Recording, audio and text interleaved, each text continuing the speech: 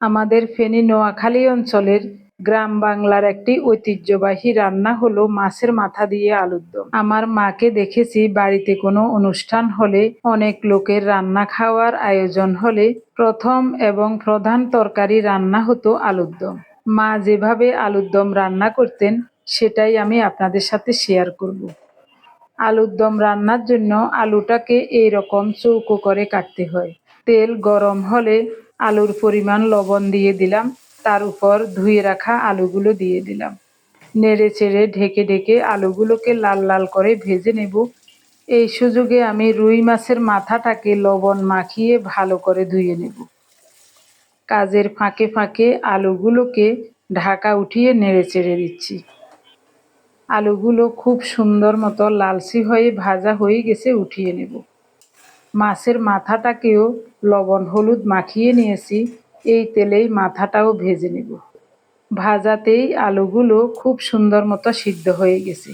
মাথাটা দিয়ে ঢেকে দিলাম। ঢাকা উঠিয়ে নেড়ে চেড়ে মাথাটাকেও লাল লাল করে ভেজে নেব।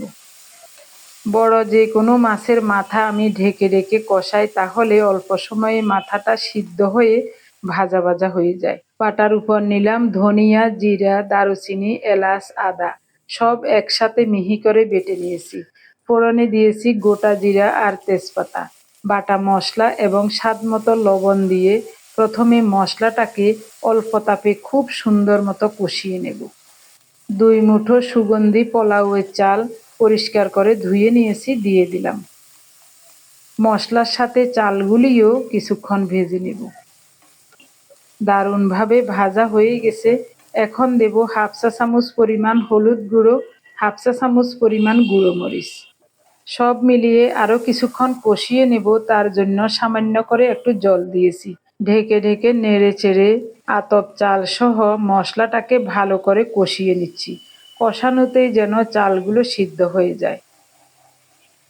দারুণ একটা ঘ্রাণও বের হয়েছে। এখন দেব আলু আর রুই মাছের মাথা ভাজা।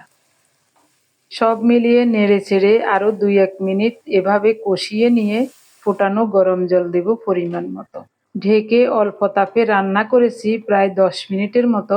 এরই মধ্যে খুব সুন্দর মতো আলুর দম রান্না হয়ে গেছে, নামিয়ে নিলাম। ঠান্ডা হলে এরকম ঝোল থাকবে না, আর একটু ঝোল রাখলেও ভালো হতো। রেসিপিটি ভালো লাগলে পেজটি ফলো, লাইক, শেয়ার করে চ্যানেলটি সাবস্ক্রাইব করে আমাদের সাথে থাকার অনুরোধ রইল।